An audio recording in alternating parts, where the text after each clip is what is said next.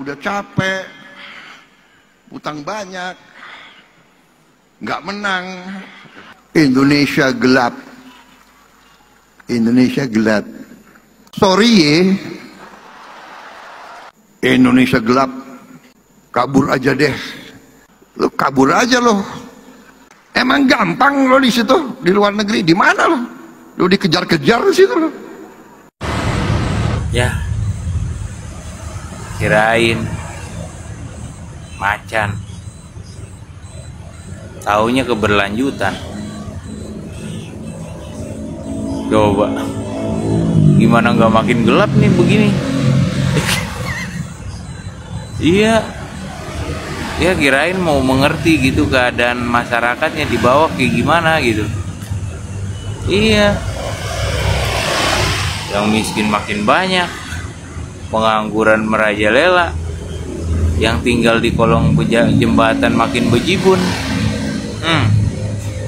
Iya. Daya beli masyarakat melemah, bahan pokok mahal, koruptor merajalela. Sekalinya ditangkap, ringan banget hukumannya.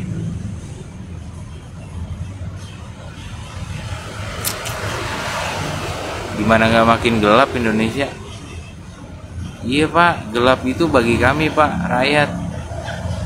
Ya buat Bapak sama jajaran kabinet mah terang Pak kehidupannya. Gimana nggak terang? Jabatan aja rangkep. Udah wakil menteri, komisaris BUMN juga. Yuh, gimana nggak terang benderang itu? Coba lihat di bawah, gelap gulita. Semakin kesini Pak Prabowo semakin memprihatinkan.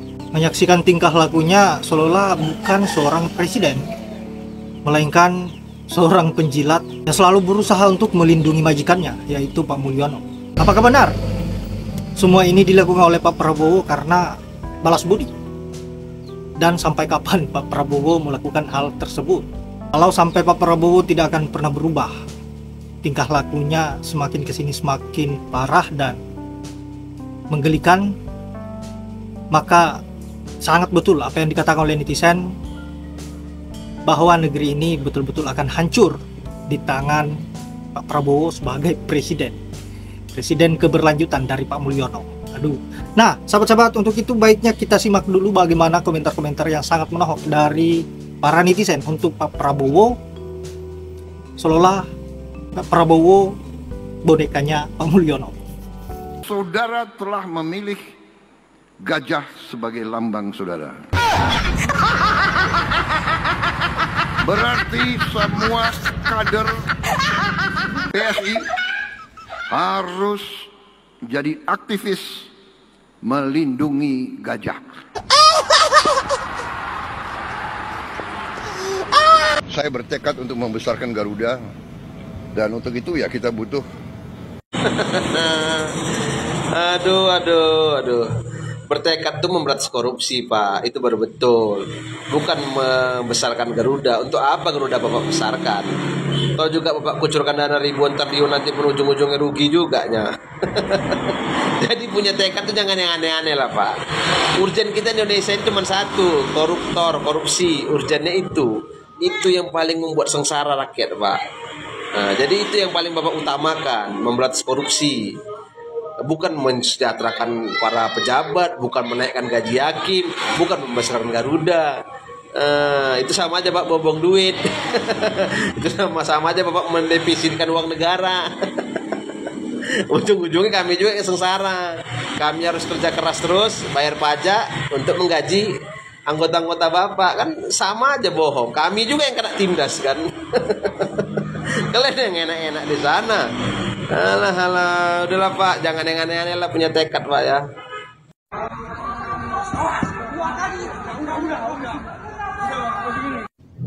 Di negara lain, pemerintahnya yang pusing mikirin rakyatnya. Di negara kita, rakyat yang pusing mikirin pemerintah.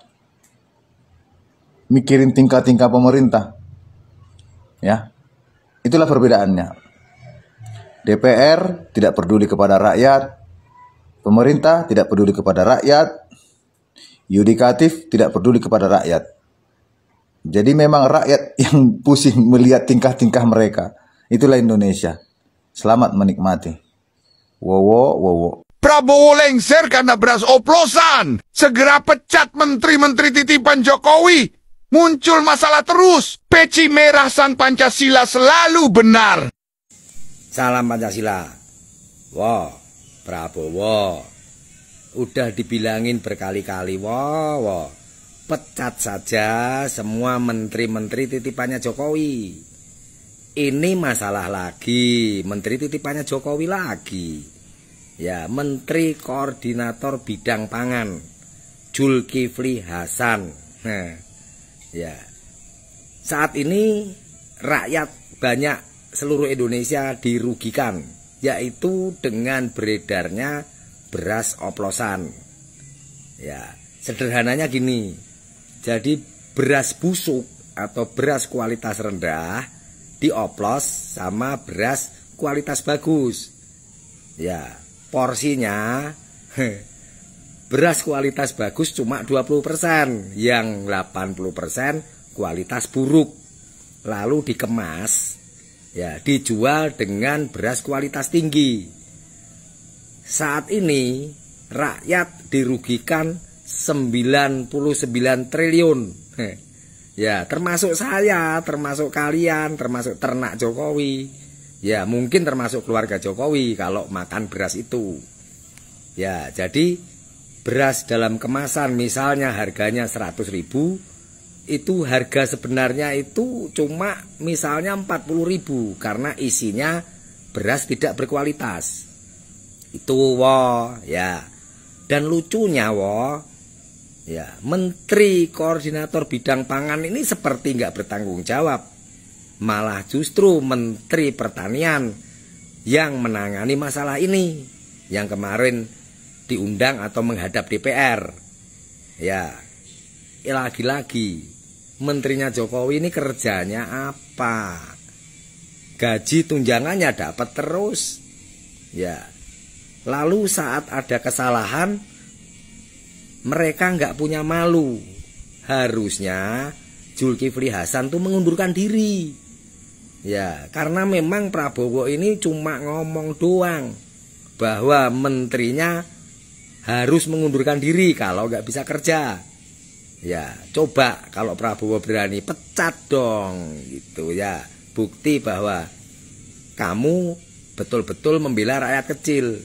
Masa kesalahan separah ini kamu nggak menghukum si Zulkifli Hasan? Apa takut sama Jokowi? Nah, ya kan gitu. Dulu zaman Bahlil juga nggak kena sanksi. Ya, sekarang ini lebih parah, Ya, kasihan rakyat beli beras mahal, isinya beras murah. Begitu.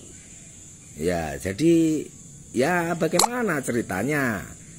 Kalau sampai ini didiamkan saja terus ya pemerintahanmu nanti akan rusak. Pemerintahanmu akan rusak. Bahkan nanti terjadilah karena kinerja menterimu nggak baik atau banyak yang jelek, kamu bisa dimosi tidak percaya loh di DPR. Pertanggungjawaban kan, karena presiden adalah kepala negara, bosnya para menteri. Dianggap presiden nggak bisa kerja karena nggak tegas, nggak mengawasi para menterinya bekerja. Kalau prestasimu sendiri bagus sih, cuma kan nggak cukup. Ya, coba nanti kita tunggu lagi permasalahannya muncul lagi. Misalnya nanti tentang koperasi desa merah putih.